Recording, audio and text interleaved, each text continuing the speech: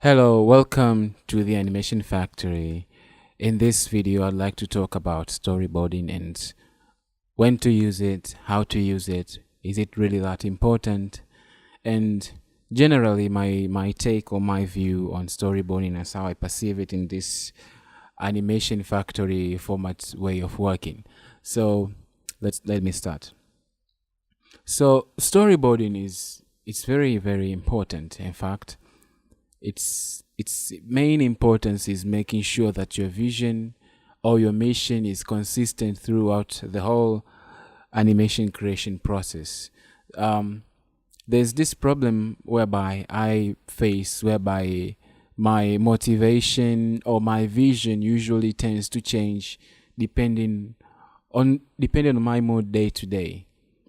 So when I write a story, I usually like to have a storyboard so that when it comes to a point I'm sad, but in the story it's supposed to be energetic, I know that this part is going to be energetic because it was clearly defined when my emotions were in check. So that is actually the major importance of storyboarding. It makes sure that your vision is consistent. The plan that you had at the beginning is the plan that you're going to finish with at the end. And storyboard is also very important if you're working with more than just one person. And there is this thing whereby if you communicate something, everybody will tend to perceive it the way they choose to perceive it. We have different imaginations. We may read the same novel and tend to envision all those characters differently. If somebody was to compare our visions, I remember back in the days I would like read a novel and then I'll find somebody else who also read the same novel, and then we start discussing about the characters and how they touched us. And then something that I always noted is that each one of us had their own version of the character. Novels are different from movies. You don't see, you're given text and then you create your own imagination in your own mind.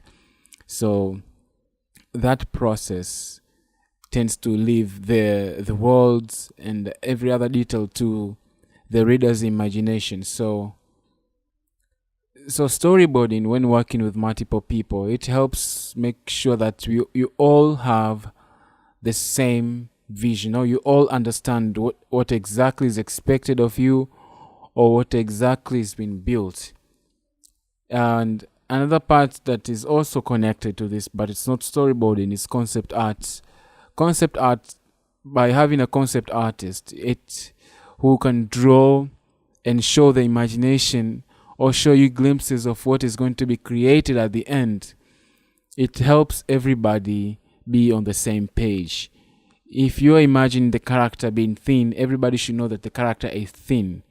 Not one should imagine the character being thin, the other imagine the character is fat. Or one person imagining the character is fat, the other one imagining the character who is thin or short and high. It helps communicate that vision and it helps preserve that vision, because I'm sure if anybody of you has ever tried any of the storytelling activity, you might have known that your vision is not going to be the same all the time. It's going to change. You may wake up day one with an idea, day two with the same idea but with some modifications. So storyboarding helps you prevent those modifications, because those modifications, if you allow so much modification to happen on your story, you end up going away from your vision and you end up producing something never expected. If you keep on changing and changing and changing the story or the story structure as it goes, you end up a place whereby you never expected to be. And this is actually the problem with a lot of TV series, is that they usually start, but they don't have start with an end in mind. And that is because of the nature of the TV series format. You you produce one season, and the TV channel, or the producers, or the people who buy that show, they want you to produce another channel, even though you cannot deliver on that. So they force you to extend or stretch on something that was not there. So you tend to start creating things as you go, and the problem is, if you don't know where you're going, you'll end up anywhere. Yeah, sometimes you may end up with very, very good ideas or very, very good endings, but I usually don't like that way of working, because you end up with unpredictable results. What I usually try to go for is predictable, replicable results. If I can get a good story, I need to know how I got that good story, and I need to know how I can do it again and again and again, over and over again. And one of the ways that you can be able to do that is having a clear vision at the very beginning of what you want, rather than just, starting and, whatever it takes you, you're okay. So that is why a storyboard is very important. Now, there are some things that a storyboard can lack. Storyboards by traditionally are usually hand drawn. By having hand drawn traditional storyboards, we end up coming into one very big limitation, and that is when we want to show some certain camera movements, we end up with a limitation of expressing that. And that is also one of the limitations of a storyboard, which is why in this very course I'm going to show you an alternative to storyboarding. Another also limitation that you may come into or come across to in storyboarding is that you do not know how to draw. Or maybe, as in my case, I know how to draw. I'm very good at drawing, but I draw very, very slowly. I can draw almost any style, not those oil painting style, but any comic style. I can draw it. But before I started doing animation, I used to do comics, but it will take me a whole day, perhaps even 2 days, sometimes even 3 days, to produce just one page of comic. Now, when you're producing a storyboard, and most of the storyboard are usually hand drawn, that becomes a very big limitation. Not drawing, or perhaps, as in my case, I when I started making animations, and because I was very slow in drawing, no matter how much I tried, maybe I usually tried some speed drawings, just to make sure I just have the whole concept laid on paper. I ended up with another problem whereby I would have finished up all my motivation on just the storyboard, and then I'll have to start gathering up my energy to start making the animation itself. So that was tiring, and I think that is perhaps the biggest problem when you are making animation alone, is that you reach a point where you are exhausted. You have finished up on your mental energy or mental juice or mental fuel, or as scientists call it, willpower. And there's this book that I read that it talked about willpower.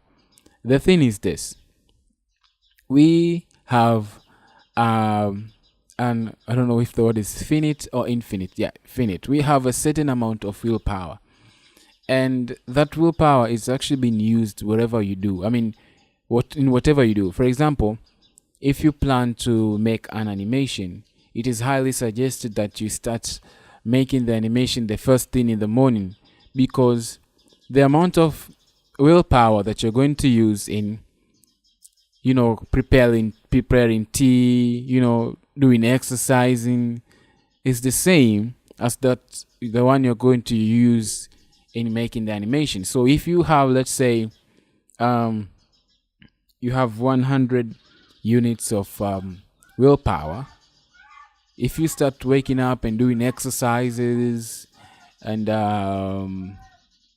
start doing other activities, I don't know, washing the clothes, getting the room ready and looking nice, by the time you get to making the animation, you would have used up all that all that willpower. And that is why most of us, you get to a point you start making the animation and then you don't feel as motivated as you should. And that is actually a problem that is caused by utilizing or using all your willpower at the beginning of the day. So if you're on a very big project or a very sensitive project, make sure that it is the first thing that you do. Don't wait until you're tired from working out. As in my case, I love working out. I love jogging almost every morning, but I needed to make sure that I did the jogging at night when I was completely tired, because I needed that willpower to push my creative juices so that I can so that I could make the animation.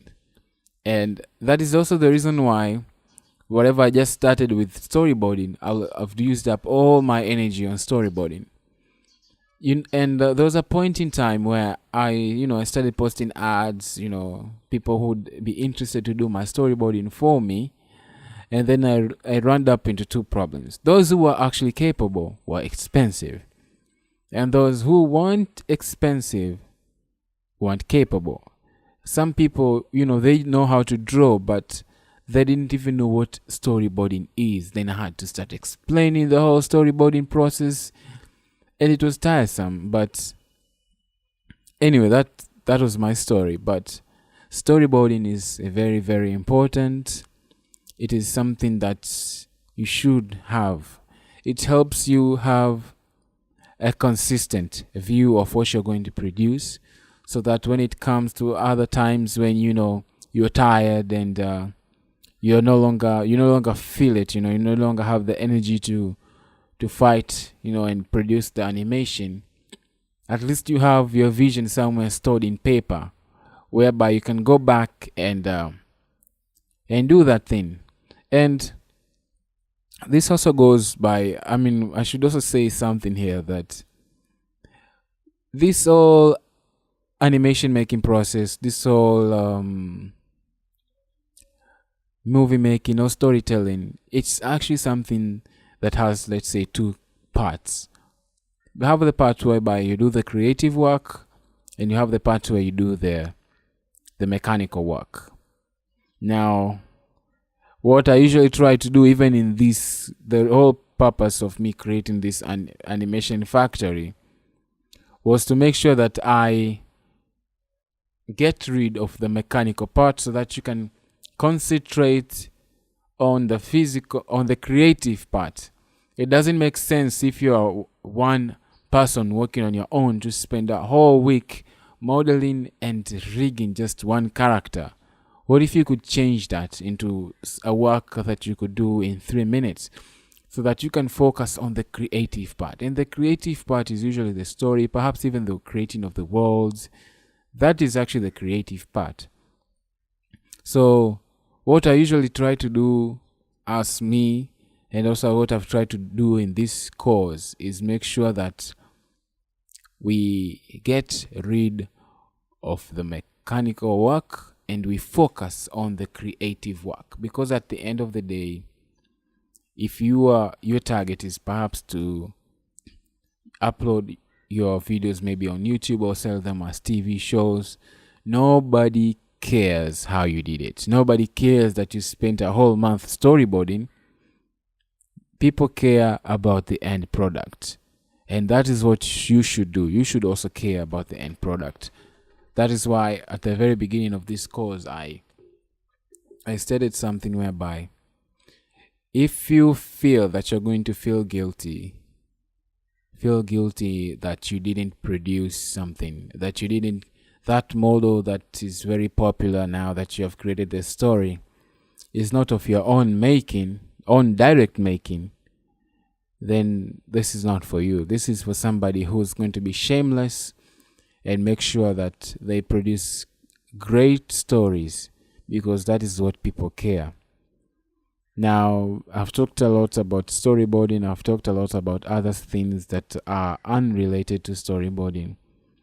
But I'd like to give a summary of what I've talked about in this video. Storyboarding is very important. its main importance is that it keeps your vision clear and consistent throughout the production. Throughout the production, you know exactly what you have to do. Even when it comes to a time when you are exhausted and can no longer see the vision, rather than just keeping the vision in your mind, you keep it on a piece of paper so that when you look at it, you can be able to remember. And if you can't be able to remember, you can keep the vision consistent and know exactly what you're doing and where you're going.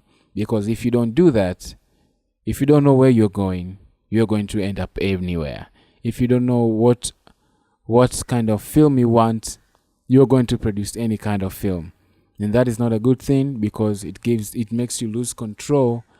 And yes, there are times when you can make good films by accident. But what if you had a formula of creating good films consistently? That means you can always make good films. And there is a formula for making good films.